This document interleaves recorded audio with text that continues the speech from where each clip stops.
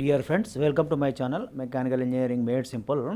So మనం ఇప్పుడు ఒక్కొక్క ఏడబ్ల్ఈ మున్సిపల్ ఏఈ టీఎస్పీఎస్ ఎవరైతే ఎగ్జామ్ రాస్తున్నారో వాళ్ళ గురించి టోటల్ సిలబస్ డిస్కస్ చేసాం కదా, దానికి కావాల్సిన బుక్స్ అలాంటివి మొత్తం డిస్కస్ చేసాం కదా. ఇప్పుడు మనం ఏం చేద్దామంటే ఒక్కొక్క టాపిక్ వైజ్ సిలబస్ చూసుకుంటూ దాంట్లో కొన్ని ఇంపార్టెంట్ టాపిక్స్ డిస్కస్ చేద్దాం. ఫస్ట్ మనం ఫ్లూయిడ్ మెకానిక్స్ తీసుకుందాం.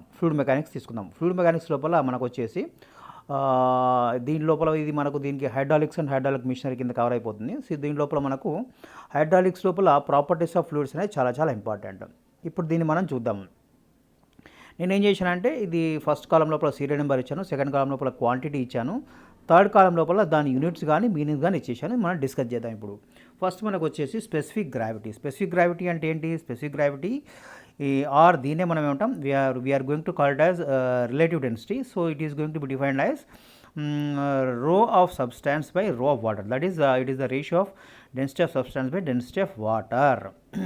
So because it's the ratio, it has no units. So if you come to second quantity, so now it is specific weight. Specific weight is defined as the weight per unit volume of the substance. So weight units we know that it is newtons. So volume you know that the units are meter cube. So the units of specific weight are going to be newton per meter cube. Now third quantity is density. So we all know that density is the ratio of the mass by volume or mass and volume. So mass, you know that the units of which are in kg in MKS system, and the volume is in meter cube. Hence, so density units are kg per meter cube. So now fourth important quantity comes as far as fluid properties are concerned is the dynamic viscosity. It is defined as the dynamic viscosity is defined mu.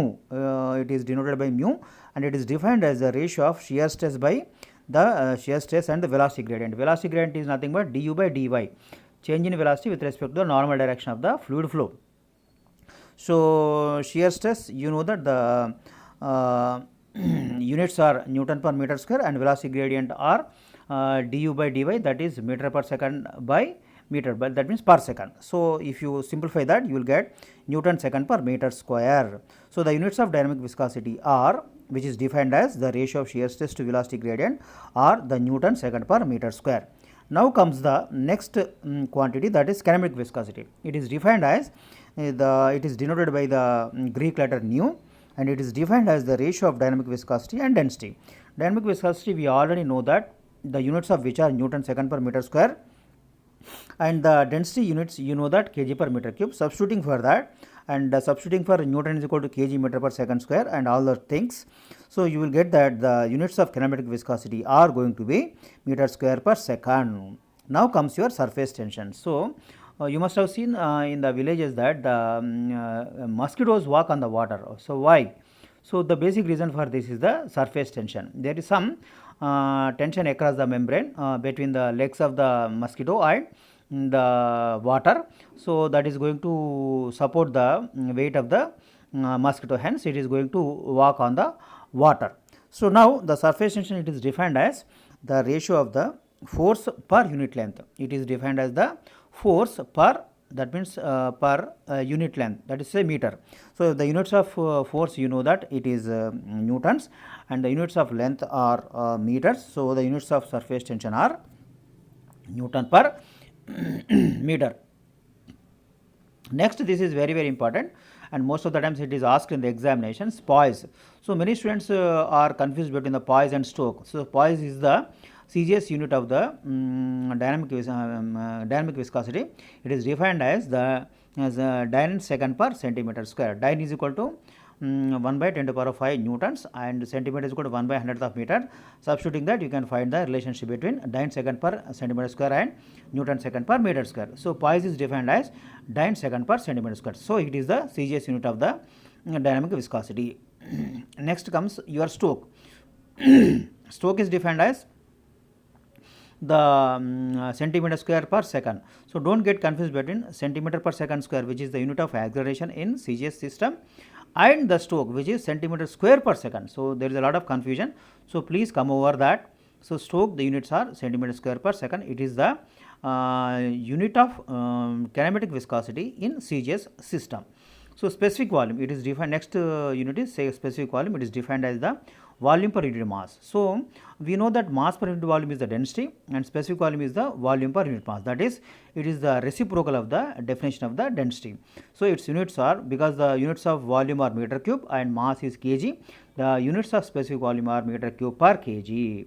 Now comes the bulk modulus. Bulk modulus is basically used for the fluids or liquids, the units of which, so it is defined as the ratio of increase in pressure to the volumetric strain. Any strain has no units and pressure units are Newton per meter square. So the units of bulk modulus, which is defined as dP by dV by V. So the pressure units are Newton per meter square and the units of volumetric strain are nil. So hence the units of bulk modulus are Newton per meter square or pascals. So now compressibility, it is defined as the reciprocal of the bulk modulus. So that is nothing but 1 by K. If K is denoted by the bulk modulus, 1 by K denotes the compressibility and its units are simply reverse or reciprocal of the Newton per meter square, that is meter square per Newton. Now comes the very important unit of fluids, which is nothing but your pressure.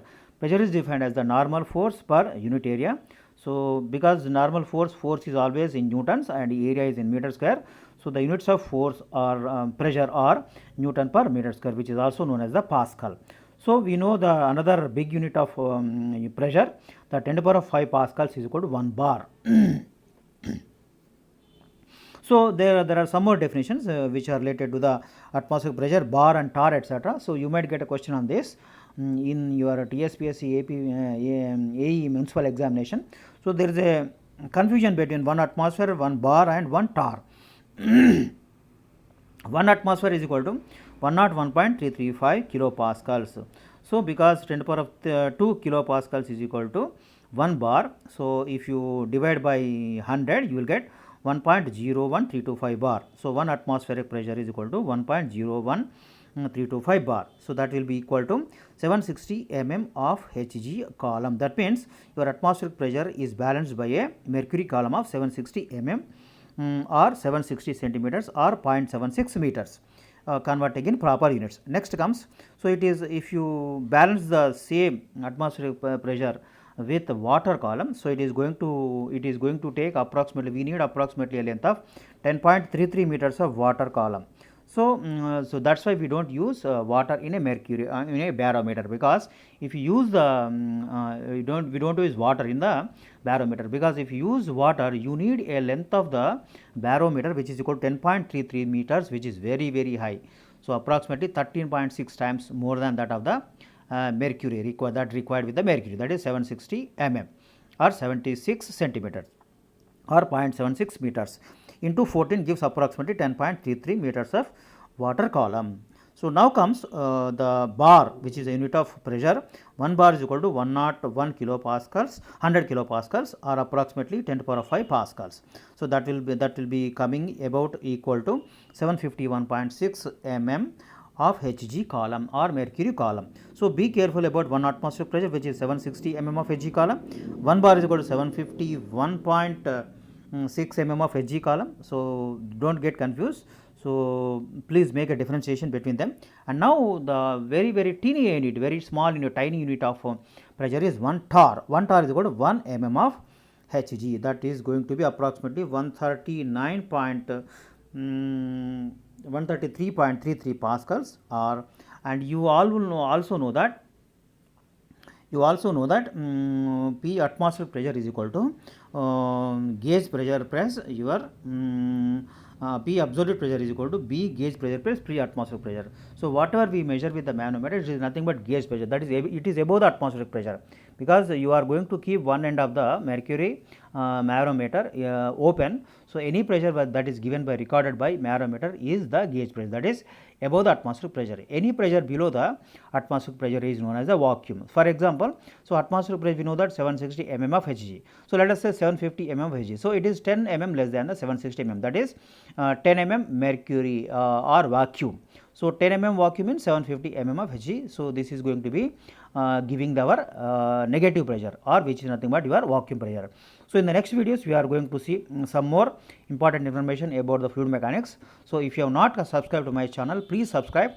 So we will be discussing many things about this particular examination, probably the syllabus for this examination, TSPSC AE examination, who are going to write the examination municipalities, which is going to be conducted in mostly in about 2 months, and there are going to be very good number of vacancies. So please prepare very carefully, and definitely you are going to succeed in the examination. If you have not subscribed my channel, so please subscribe, comment, like and share with your friends. And if you want the notification about my new videos, and so please press the bell icon, so you will definitely get the notification for my new videos, and wish you all the best.